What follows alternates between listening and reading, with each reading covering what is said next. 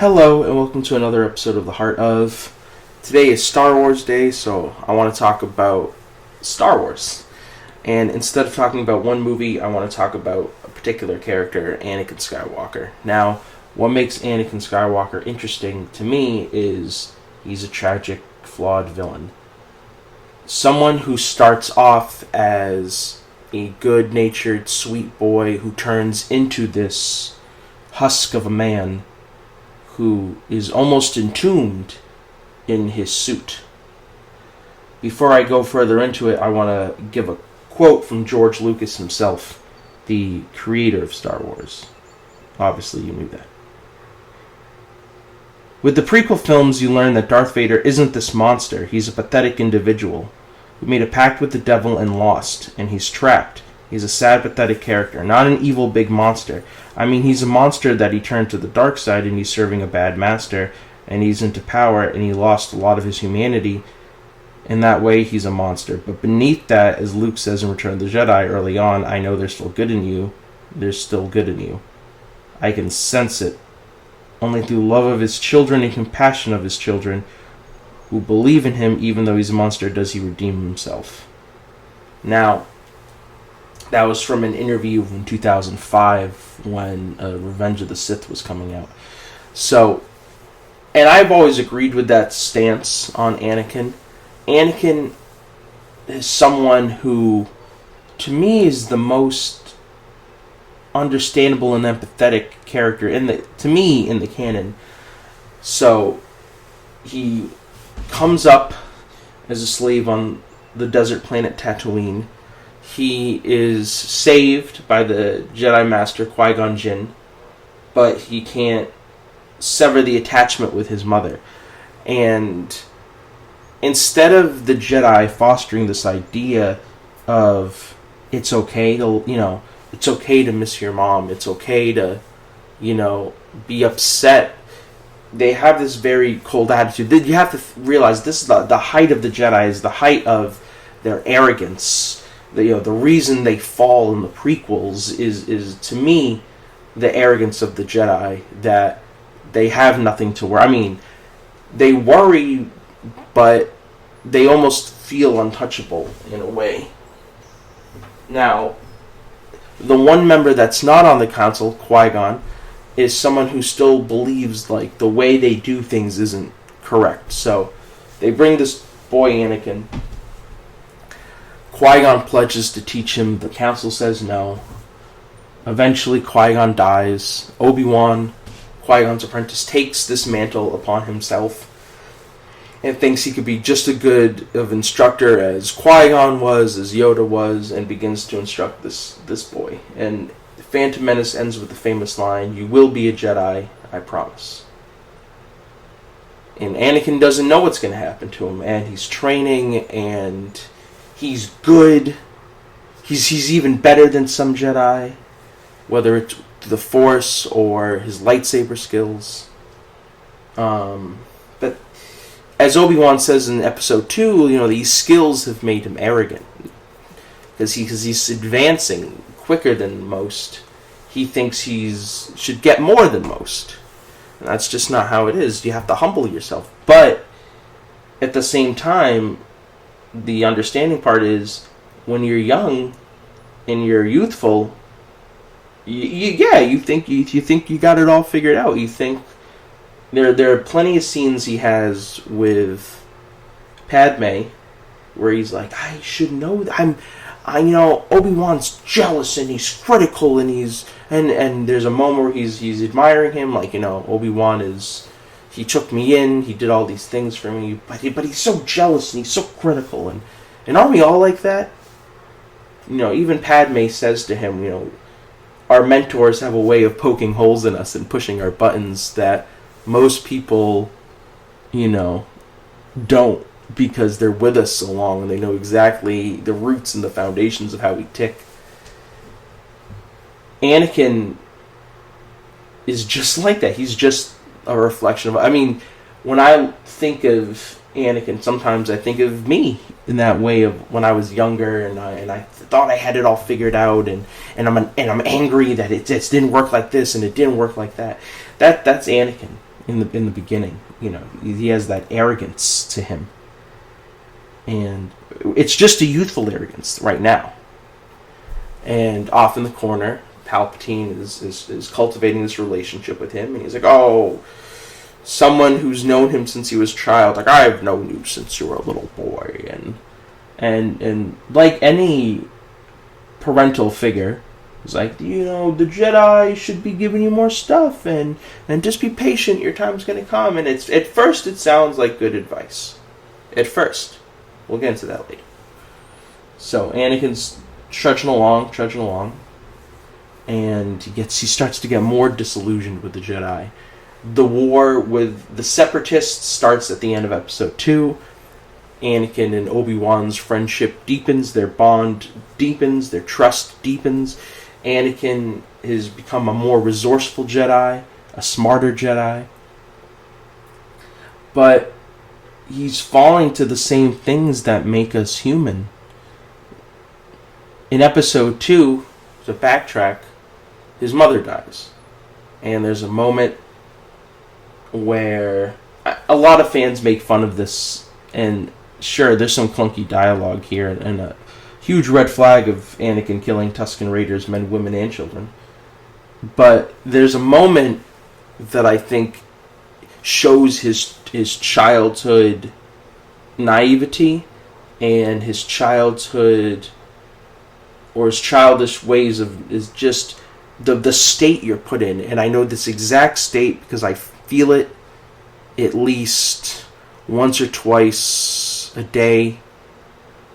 And it's the why are things like this? When my dad died, it's like, why are things like this? Why can't I fix this? Anakin is calmly fixing a piece of machinery, and he's like, things are so simple when I'm just fixing things, and why did my mother have to die? And then it spins off into this anger, and it's like, and he's looking for something to blame, like it has to be something. It can't just be life happens sometimes. It has to be Obi-Wan's holding me back. And that, to me, that's one of the biggest downfalls of Anakin, is he's looking for something to take that, like, this is the responsible one. This is what made me act like this. This is what caused this to happen, when sometimes it's not the case at all. Sometimes shit just happens. And he knows that, because after he has this breakdown with Padme, he goes, I'm a Jedi. I'm supposed to be better than this. And not only is he angry about his mother, about this lack of respect he feels the Jedi afford to give him, he's entangled with this love he has with Padme, that an attachment that he's told he is not allowed to have at all, period. Signed, sealed, delivered, I'm yours. He can't have it. So Episode 3 starts with these really conflicting emotions: his love for Padme, the death of his mother, the affordance that the Jedi aren't giving him the respect he feels he deserves, even though he's become a better Jedi, and his relationship with Obi-Wan has gotten better. I should be more, I should be better, I should be this. And again, I feel like that's so relatable. New year, new me, but you still have the baggage of the previous year. That doesn't suddenly magically go away. You come up with something new, like, oh, I'm gonna be this, I'm gonna be new, but you still always carry the history that you carried before, even if you don't want to admit it. And that's going to influence what you do your whole life until you stop letting it influence you, and that's obviously easier said than done. So, boppity boop. Anakin starts to fall to his darker emotions. He has these visions, like, that he sees Padme's death, and he's like, I'm going to do anything to prevent it. He saw his mother's death, and that happened, so he's this paranoia. It's happened once. I've lost before, and I could have stopped it, but this time, I'm going to stop it. And the sad thing is, you know, he doesn't stop it. He causes it. Ultimately, Anakin causes his own pain. He's manipulated by Palpatine to turn against his friends, to believe that if I do this, if I had all the power in the universe, I could make it the way. I don't have to worry about this anymore. I could do this. I could, and he starts to spiral, and he just descends into this monster that lacks humanity, that becomes entombed in his own suit. You know, the arrogance becomes madness, becomes anger, becomes hatred. And he forces his friends to turn against him, which is the saddest thing. He forces Obi-Wan, he forces Padme to turn their backs on him. And when he loses with the duel against Obi-Wan and Mustafar, and he, you know, loses his hand and legs, his arms and legs, and becomes burnt to a crisp and has to get put into this life support suit. The Darth Vader suit is a life support suit. When he's in Darth Vader's life support suit, not only was his ability, you know, stunted, truncated. I mean, he's still a very strong Jedi, but what he could have been versus what he became is two vastly different things. You know, and that's why the Emperor will always, you know, throughout the canon, whether it's the extended universe that is no longer canon, whether it's the new canon, the Emperor is always seeking to test Vader. Is he still worthy of being my apprentice? Does he still got it?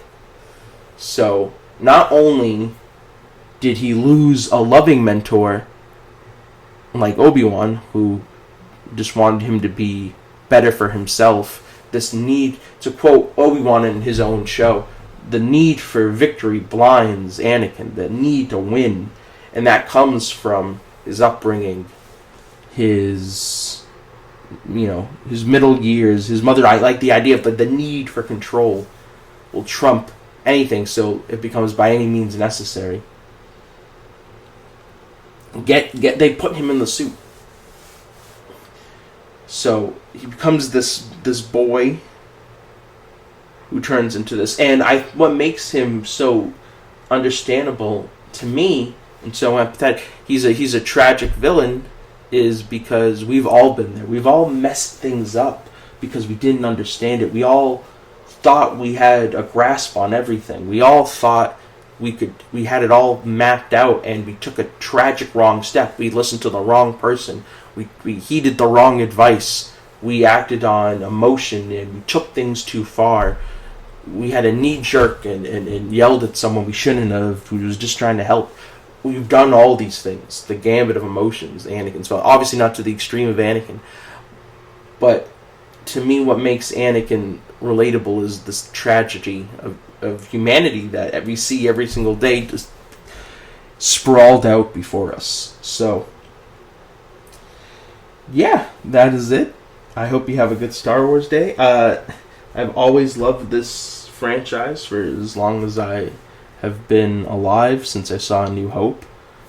And then when I saw the prequels, and even enjoying the sequel trilogy. You know, Star Wars, I have a complicated relationship with Star Wars now.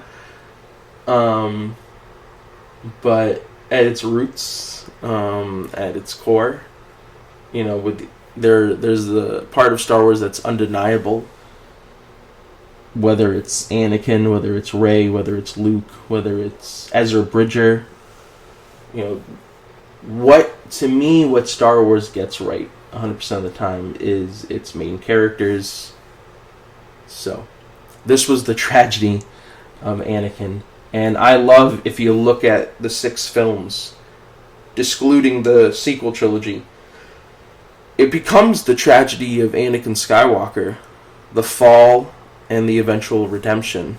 And one of the things I love about that story arc is, if you look at how Revenge of the Sith, you know, ends with him being sealed into the suit, almost like I've said many times, a coffin, and then just when Luke finally takes the mask off, like the unsealing of it in Return of the Jedi, and then the eventual redemption, and seeing him as a Force ghost. Yeah, to me it's extremely powerful and extremely amazing. So, thank you for listening. I hope you all have a wonderful day. Thank you if you had listened to Burn the Old God. I'm currently writing the next audio project.